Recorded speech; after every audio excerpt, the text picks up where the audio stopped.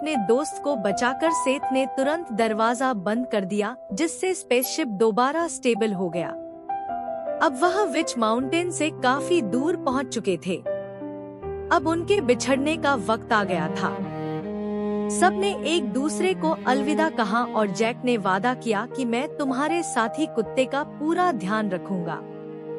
आखिरकार वह एलियन भाई बहन अपने जहाज पर चढ़ गए और अपने ग्रह की तरफ रवाना हो गए, इस विश्वास के साथ कि एलेक्स और जैक की मदद से वह हो सकता है कि अपने पूरे प्लेनेट को बचा पाएं।